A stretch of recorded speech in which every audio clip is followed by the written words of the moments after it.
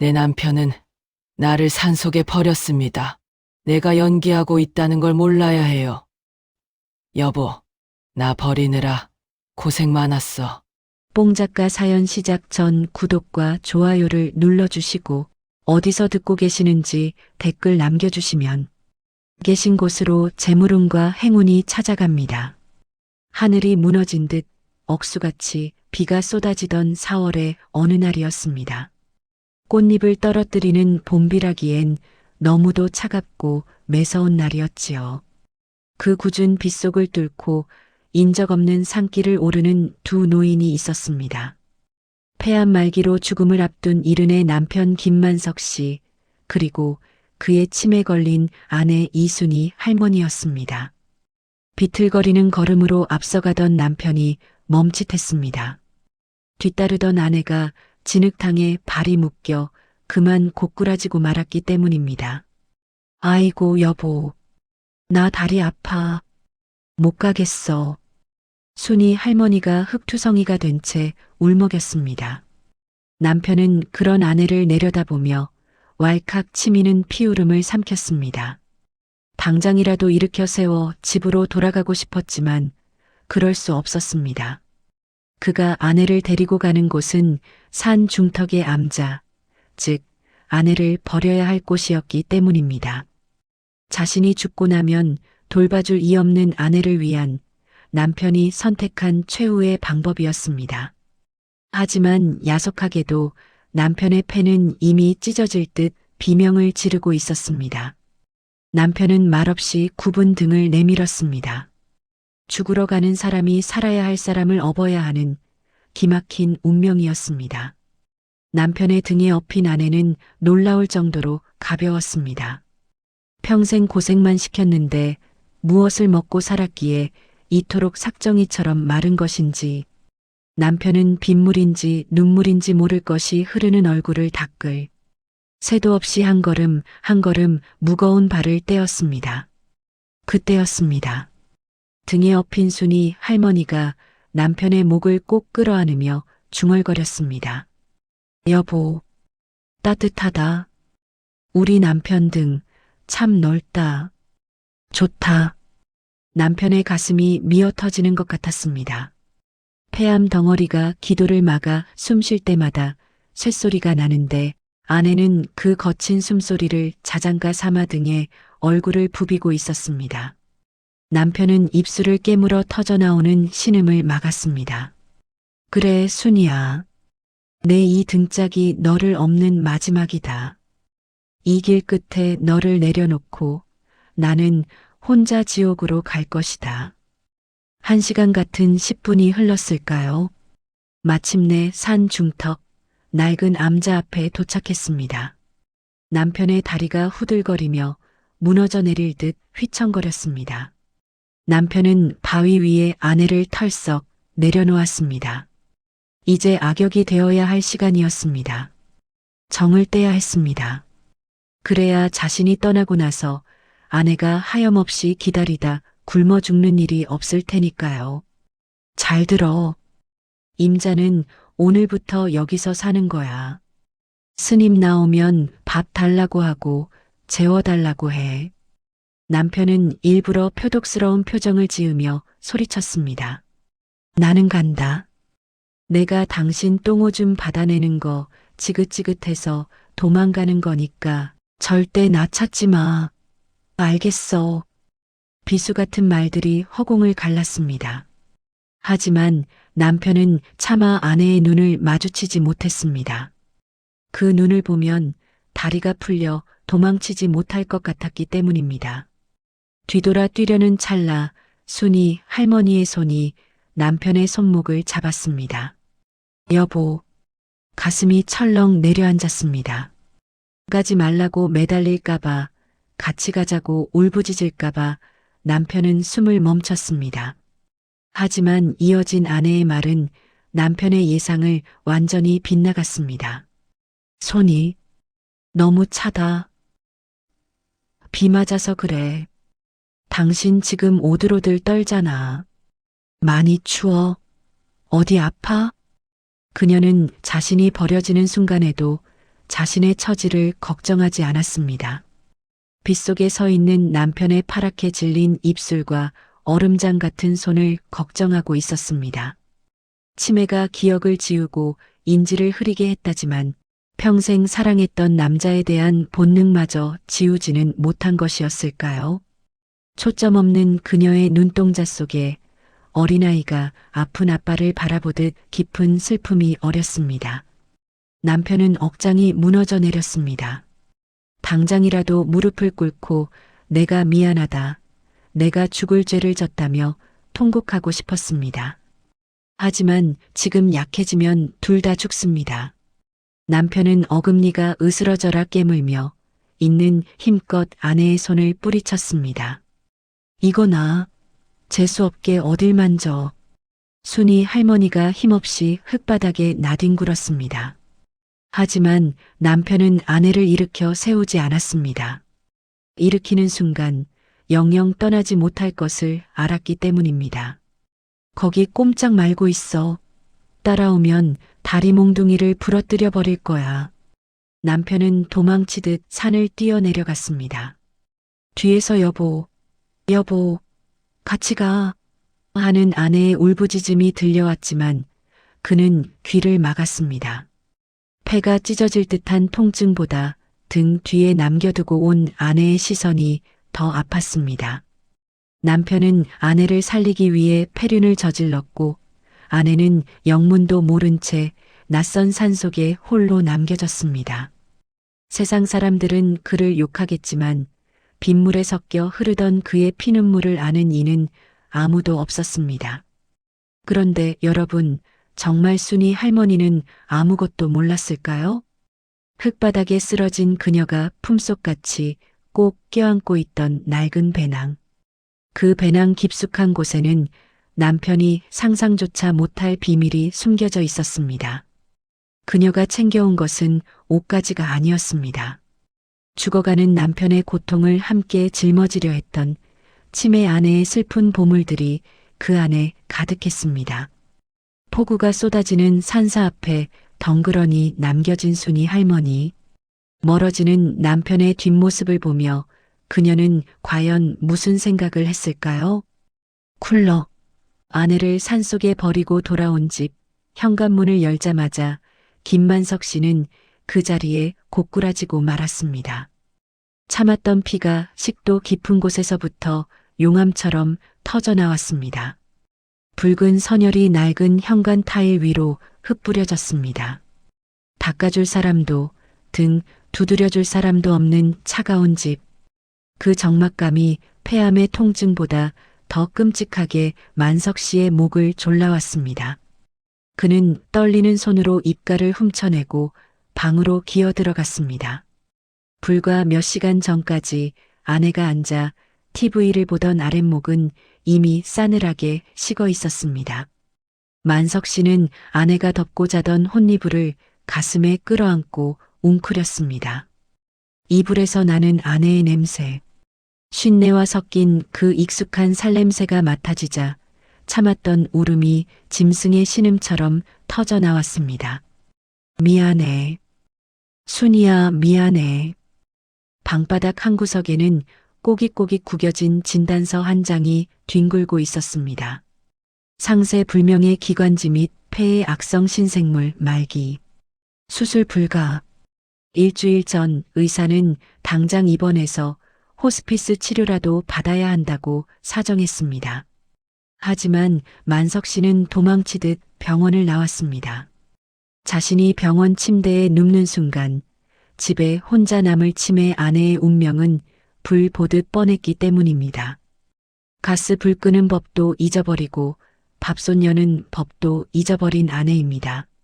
자신이 병원에서 죽음을 기다리는 동안 아내는 이 차가운 방에서 굶어 죽거나 거리를 헤매다 객사할 것이 분명했습니다. 그래서 만석 씨는 악마가 되기를 선택했습니다. 자신이 죽기 전에 아내를 밥 굶기지 않을 곳으로 보내야 했습니다.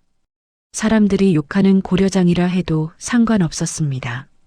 아내만 살릴 수 있다면 지옥불에 떨어지는 것쯤은 두렵지 않았습니다.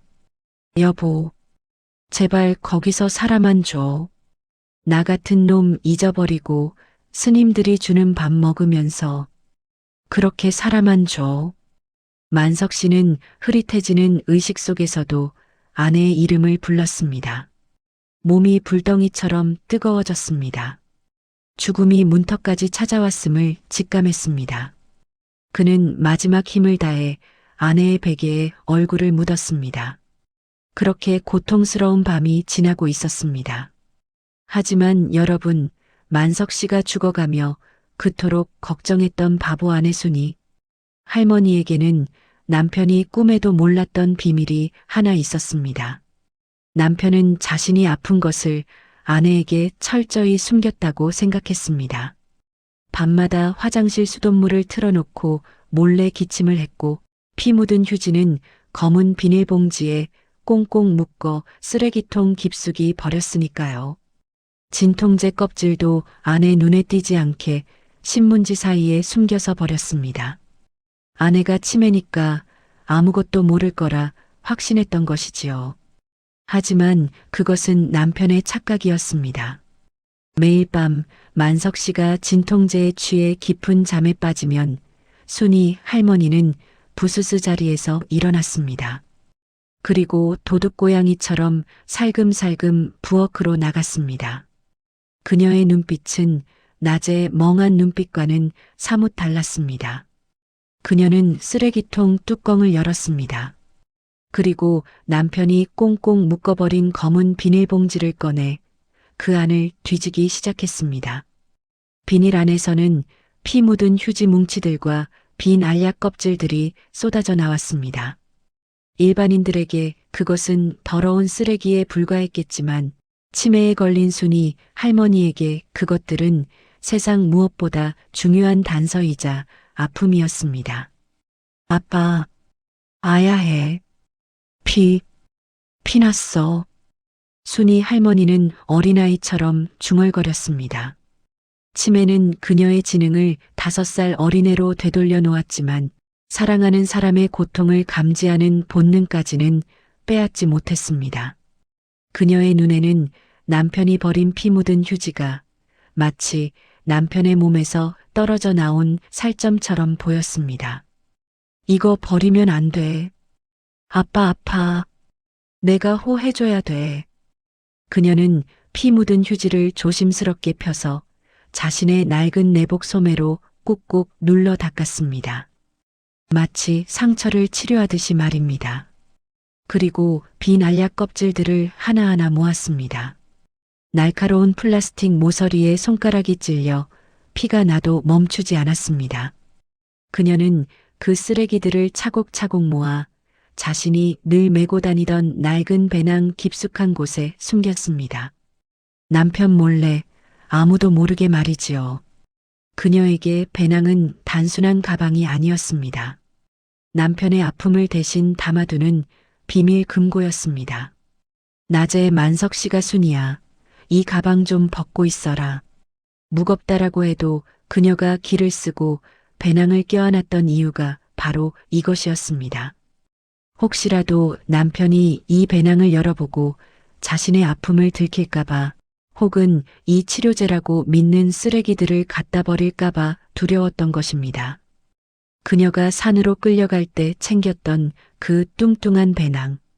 그 안에는 옷가지나 비상금이 아니라 지난 몇 달간 남편이 토해낸 붉은 피와 남편이 삼켰던 수백 개의 알약 껍질들이 가득 차 있었습니다.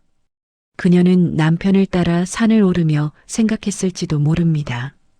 우리 남편 많이 아픈데 내가 이 약 껍질들 다 가지고 가면 나을까? 산에 가서 기도하면 안 아플까? 남편은 아내를 살리기 위해 그녀를 버렸지만 아내는 아픈 남편의 고통을 짊어지기 위해 그 무거운 배낭을 메고 산을 올랐던 것입니다. 서로가 서로를 위하는 마음이 엇갈려 하나는 산속에, 하나는 텅 빈 방에 남게 된 비극. 새벽이 밝아오고 있었습니다. 차가운 방바닥에 쓰러진 만석 씨의 숨소리가 점점 잦아들었습니다. 그의 손은 여전히 아내의 냄새가 밴 이불을 꽉 쥐고 있었습니다. 순이야, 밥은 먹었냐? 비 오는데 춥지는 않냐? 그것이 그의 마지막 말이었습니다. 평생 고생만 시키고 마지막까지 짐이 되기 싫어 도망쳤던 남자의 최후는 결국 아내의 이름을 부르는 것으로 끝이 났습니다. 아무도 지켜보는 이 없는 쓸쓸한 고독사였습니다. 하지만 저 멀리 산속 암자 빗소리를 들으며 웅크리고 앉아있을 순이 할머니는 어쩌면 느꼈을지도 모릅니다. 자신의 배낭 속에 모아둔 남편의 아픔들이 이제는 더 이상 늘어나지 않으리라는 것을요. 남편의 육신은 식어갔지만 그가 남긴 사랑과 아내가 간직한 비밀은 아직 끝나지 않았습니다. 이제 이 슬픈 진실이 세상 밖으로 나올 차례입니다. 며칠 뒤 닫혀있던 현관문이 열리고 낯선 사람들이 들이닥치게 됩니다. 그리고 멈춰버린 두 사람의 시간을 다시 잇는 기적 같은 일이 벌어집니다. 산속의 시간은 도심의 그것과는 다른 속도로 흘렀습니다. 남편이 차가운 방바닥에서 홀로 숨을 거두고 그 육신이 발견되어 수습되는 동안 산 중턱의 암자에는 적막하지만 평화로운 바람만이 불어왔습니다. 처음 며칠간 순이 할머니는 암자 입구의 큰 바위에 붙박이처럼 앉아 있었습니다. 스님들이 방으로 들어오라고 권유해도 요지부동이었습니다. 그녀의 시선은 오직 남편이 사라진 꼬불꼬불한 산길 아래만을 향해 있었습니다. 비가 오면 비를 맞고 바람이 불면 바람을 맞으며 그녀는 마치 그 자리에 뿌리를 내린 나무처럼 꼼짝도 하지 않았습니다. 그녀의 머릿속에는 남편의 마지막 당부가 웅웅거리는 이명처럼 남아 있었습니다. 여기 꼼짝 말고 있어. 그 모진 말은 치매에 걸린 그녀에게 상처가 아닌 반드시 지켜야 할 약속이자 지상 명령이었습니다. 남편이 올 때까지 자리를 지키는 것, 그것이 아내가 할 수 있는 유일한 사랑의 방식이었습니다. 하지만 시간이 흐르면서 변화가 찾아왔습니다. 암자의 규칙적인 생활이 순이 할머니의 흐트러진 정신을 조금씩 붙잡아주기 시작한 것입니다. 새벽 4시면 울리는 맑은 목탁 소리, 슴슴하지만 정갈한 산채 나물 반찬, 그리고 아침 저녁으로 마당을 쓰는 비질 소리. 그 단순하고 반복적인 일상이 그녀의 뇌 속에 낀 자욱한 안개를 조금씩 걷어내고 있었습니다. 어느 날 아침이었습니다. 주지 스님은 마당에 나갔다가 믿을 수 없는 광경을 목격했습니다. 며칠 전까지만 해도 숟가락질조차 서툴러 밥을 흘리던 순이 할머니가 부엌한 구석에 쭈그리고 앉아 콩나물을 다듬고 있었던 것입니다. 할머니의 손놀림은 놀라울 정도로 야무졌습니다. 시들한 꼬리는 톡톡 떼어내고 무른 부분은 과감히 버리는 그 손길에는 망설임이 없었습니다. 치매 환자라는 사실이 무색할 만큼 그녀의 몸은 평생 해왔던 살림의 기억을 완벽하게 되살려내고 있었습니다. 보살님, 그걸 혼자 다 하고 계신 겁니까? 스님이 놀라 묻자 순이 할머니는 맑게 갠 눈으로 스님을 올려다보며 방긋 웃었습니다. 아이고, 스님 일어나셨어요? 배고프시죠? 네, 얼른 밥 안 칠게요. 그녀는 마치 제 집 안방인 양자연스럽게 가마솥 뚜껑을 열었습니다. 물의 양을 맞추고 불을 지피는 과정이 물 흐르듯 이어졌습니다. 자신의 이름도 나이도 심지어 밥을 먹었는지 안 먹었는지조차 잊어버렸던 그녀가 밥 짓는 법만큼은 기적처럼 기억해낸 것입니다. 그날 저녁 암자에는 구수한 된장 냄새가 진동했습니다. 순이 할머니가 끓인 된장찌개였습니다. 멸치 몇 마리와 두부, 그리고 텃밭에서 갓 따온 호박을 숭덩숭덩 썰어넣고 끓인 투박한 찌개였지만 그 냄새만큼은 기가 막혔습니다. 스님들과 마주 앉은 저녁 공양 시간, 순이 할머니는 자신의 밥그릇보다 찌개의 뚝배기를 먼저 챙겼습니다. 그리고 숟가락으로 국물을 떠서 맛을 보더니 고개를 갸웃거렸습니다. 좀 싱겁나? 우리 영감은 짭짤한 걸 좋아하는데 땀을 많이 흘리는 사람이라 간이 세야 밥을 잘 넘겨요. 순이 할머니는 주머니에서 소금통을 꺼내 찌개에 툭툭 털어 넣었습니다. 스님들은 그 모습을 말없이 지켜보았습니다. 맵고 짠 음식을 피하는 절밥의 규칙 따위는 중요하지 않았습니다. 할머니가 기억해낸 것은 단순한 요리법이 아니라 평생을 함께한 남편의 입맛, 즉 남편 그 자체였기 때문입니다. 하지만 이 평화로운 풍경 뒤에는 서늘한 비극이 도사리고 있었습니다. 할머니는 정성껏 끓인 찌개를 밥상 머리맡 빈자리에 놓았습니다. 그리고 밥그릇 뚜껑을 열어 김을 식히며 누군가를 기다리기 시작했습니다. 보살님, 식사 안 하십니까? 스님이 조심스럽게 물었습니다. 순이 할머니는 문 밖을 힐끔거리며 대답했습니다. 기다려야지요. 우리 영감 올 때 됐어요. 일하러 갔거든요. 일하러 갔다는 말. 그것은 할머니가 스스로 만들어낸 슬픈 착각이었습니다. 남편이 자신을 버렸다는 사실을 감당할 수 없어서였을까요? 아니면 남편이 아파서 떠났다는 사실을 본능적으로 알면서도 부정하고 싶어서였을까요?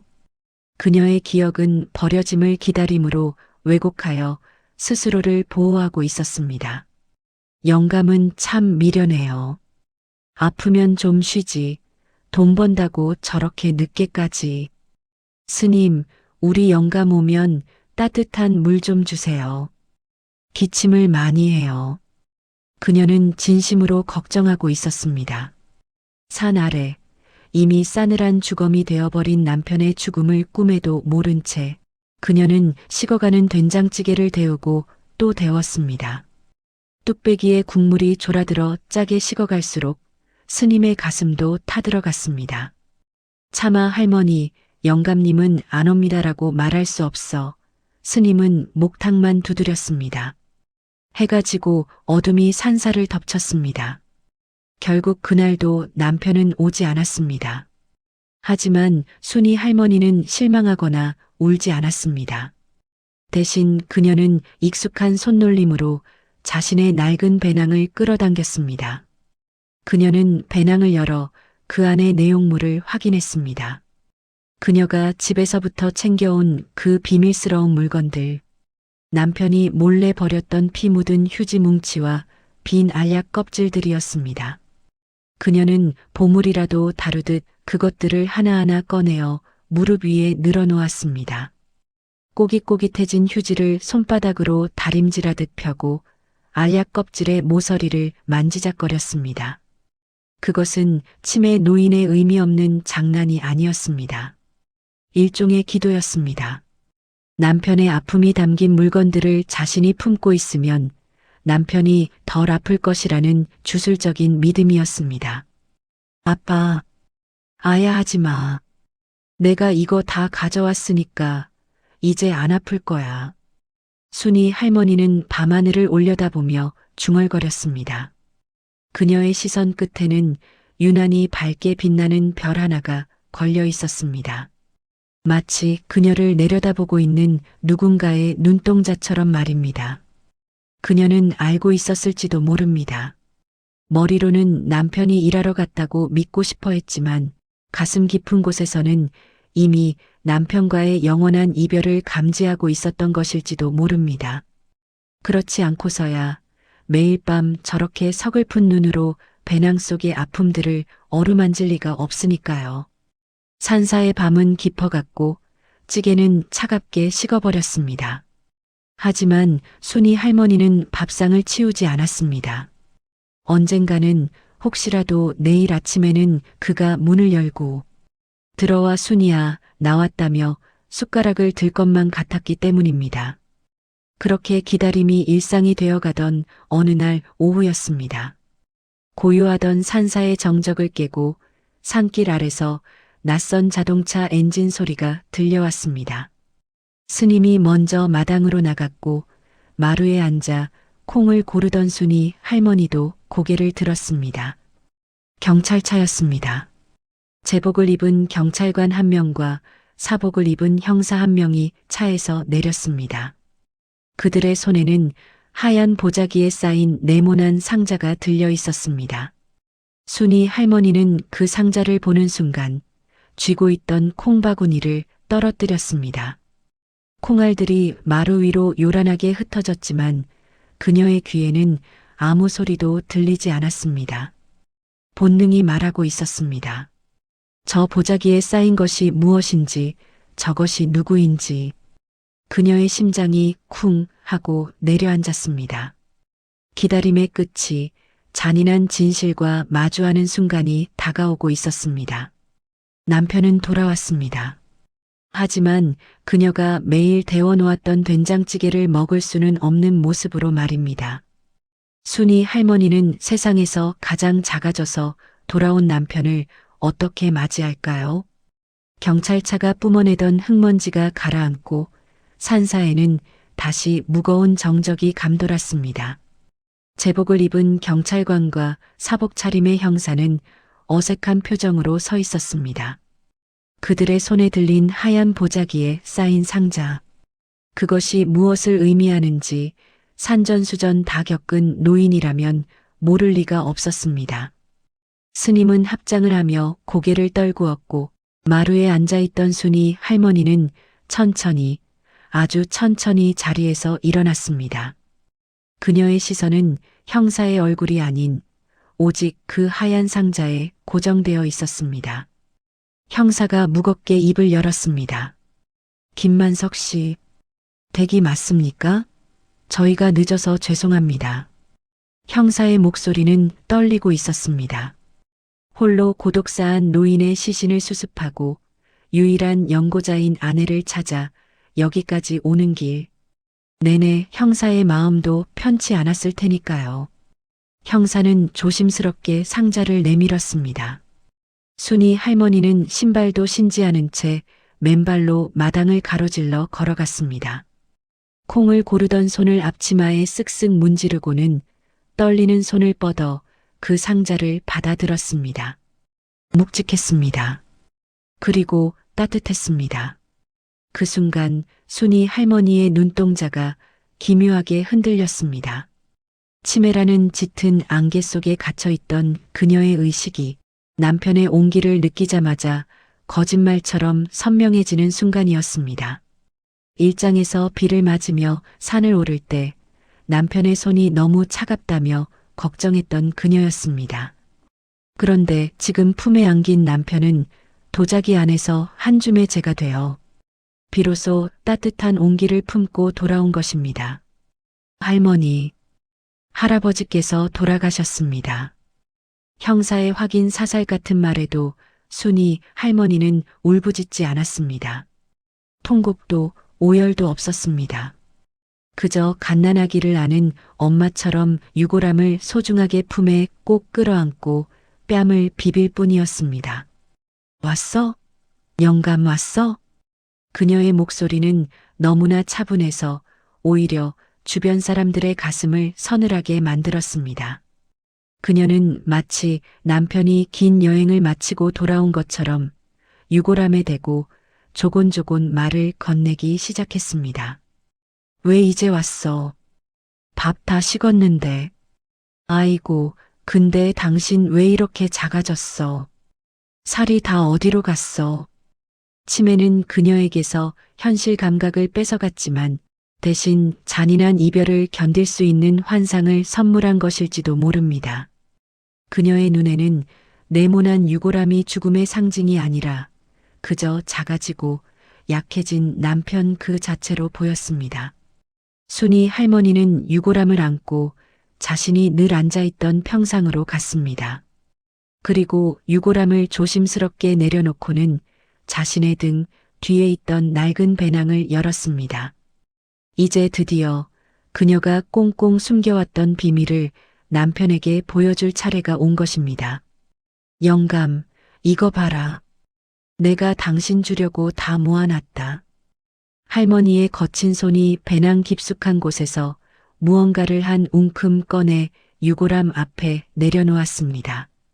꼬깃꼬깃하게 접힌 피 묻은 휴지 조각들, 그리고 날카로운 모서리에 찔려가며 모았던 수백 개의 빈 알약 껍질들. 바람이 불자 가벼운 알약 껍질들이 나비처럼 팔랑거리며 유골함 주변을 맴돌았습니다. 그것은 쓰레기가 아니었습니다. 남편이 혼자 짊어졌던 고통의 흔적들이자 아내가 몰래 훔쳐서라도 대신 아파주고 싶었던 사랑의 증거였습니다. 당신, 이거 아파서 버린 거지? 피나서 버린 거지? 내가 다 가져왔어. 내가 이거 가지고 있으면 당신 안 아플까봐. 그래서 가져왔어. 형사와 스님은 그 광경을 보고 입을 막은 채 흐느꼈습니다. 치매에 걸려 아무것도 모른다고 생각했던 할머니가 사실은 밤마다 남편의 피 묻은 휴지를 주워 담으며 얼마나 가슴을 쳤을지 그 깊은 슬픔을 감히 짐작조차 할 수 없었기 때문입니다. 순이 할머니는 유골함을 쓰다듬으며 눈물을 뚝뚝 흘렸습니다. 그것은 슬픔의 눈물이 아니었습니다. 안도의 눈물이었습니다. 영감, 미안해. 내가 바보라서 당신 아픈 줄 알면서도 모른 척했어. 당신이 나 버리고 도망간다고 해도 그냥 모른 척했어. 그래야 당신 맘 편할까봐. 그제야 진실이 완성되었습니다. 남편은 아내를 살리기 위해 모진 척 버렸고 아내는 남편을 편히 보내주기 위해 기꺼이 버려져 주었던 것입니다. 서로가 서로를 너무나 사랑했기에 선택했던 그 슬픈 숨바꼭질이 이제야 유골함 앞에서 끝을 맺게 되었습니다. 이제 안 아프지? 여기는 공기도 좋고 스님들도 좋아. 나랑 여기서 살자. 응? 할머니는 유골함에 묻은 먼지를 옷소매로 닦아주었습니다. 내가 밥도 해주고 빨래도 해줄게. 당신은 아무것도 하지 마. 그냥 내 옆에만 있어. 다시는 어디 가지 말고. 딱 붙어 있어. 그녀는 이제 더 이상 산 아래를 내려다보며 하염없이 기다리지 않을 것입니다. 기다림은 끝났으니까요. 비록 살아있는 육신은 아니지만 남편은 약속을 지켰습니다. 죽어서라도 한 줌의 재가 되어서라도 결국 아내의 곁으로 돌아온 것입니다. 노을이 지기 시작한 산사, 붉은 햇살이 평상 위에 나란히 앉은 노파와 유골함을 비쳤습니다. 할머니는 주머니에서 사탕 하나를 꺼내 유골함 앞에 놓았습니다. 영감, 사탕 먹어. 달달한 거 좋아하잖아. 이거 먹으면 기침 뚝 떨어질 거야. 그녀에게 남편은 죽은 것이 아니었습니다. 그저 조금 작아졌고 조금 말이 없어졌을 뿐이었습니다. 이제 그녀는 혼자가 아니었습니다. 그녀의 배낭 속에 가득했던 남편의 아픔들은 바람에 날려보내고 이제 그 빈자리에 가장 작아진 남편을 채워 넣을 것입니다. 절망적이었던 위기는 이렇게 가장 한국적이고 따뜻한 방식으로 해소되었습니다. 죽음조차 갈라놓지 못한 두 사람의 동행. 이제 순이 할머니는 남편과 함께하는 새로운 일상을 시작하려 합니다. 유골함과 함께 밥을 먹고 잠을 자고 별을 보는 그녀의 기묘하지만 아름다운 노년. 산사의 매화가 지고 연등이 하나둘 내걸리는 초여름이 찾아왔습니다. 남편 김만석 씨가 한 줌의 재가 되어 돌아온 지도 어느덧 한 달이 지났습니다. 그 한 달 동안 암자에는 작지만 놀라운 변화들이 일어났습니다. 가장 큰 변화는 순이 할머니의 표정이었습니다. 남편이 자신을 버리고 갔다는 불안감에 시달리며 하염없이 산 아래만 바라보던 멍한 눈빛은 이제 사라졌습니다. 대신 그 자리에는 평온함과 생기가 감돌았습니다. 그녀의 곁에는 이제 언제나 작아진 남편이 함께하고 있었으니까요. 할머니의 방 창가 가장 햇볕이 잘 드는 곳에는 하얀 보자기가 덮인 네모난 유골함이 놓여 있었습니다.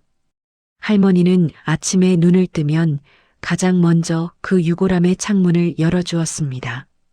영감, 잘 잤어? 오늘은 날씨가 참 좋아.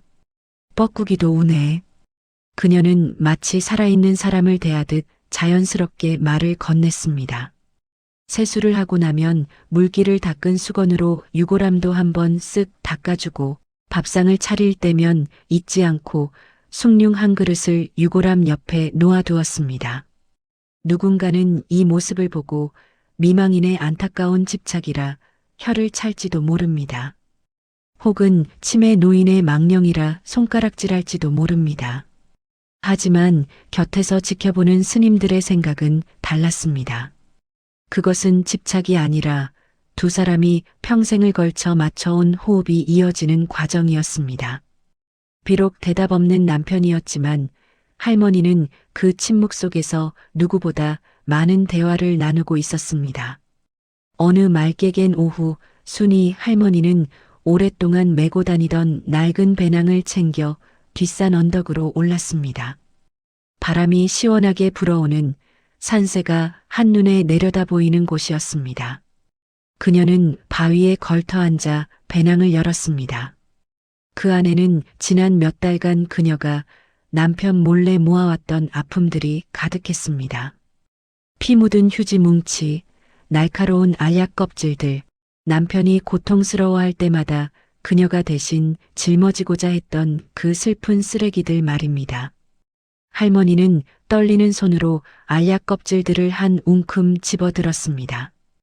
햇살을 받은 플라스틱 조각들이 반짝거렸습니다.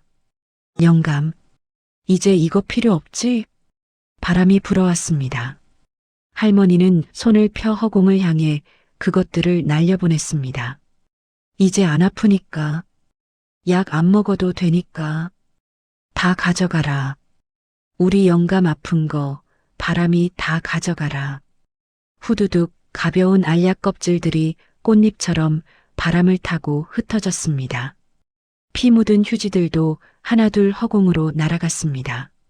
남편의 폐를 짓누르던 암덩어리도 그를 괴롭히던 기침, 소리도 아내를 두고 떠나야 했던 죄책감도 모두 저 바람에 실려 멀리 날아가는 듯 했습니다.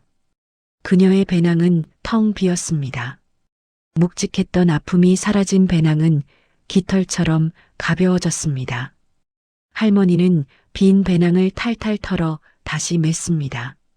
그리고는 품에 안고 온 유골함을 그 빈자리에 넣지 않고 소중하게 가슴에 안았습니다. 가자, 영감. 이제 무거운 건 다 버렸어. 당신이랑 나랑 가볍게 사는 거야.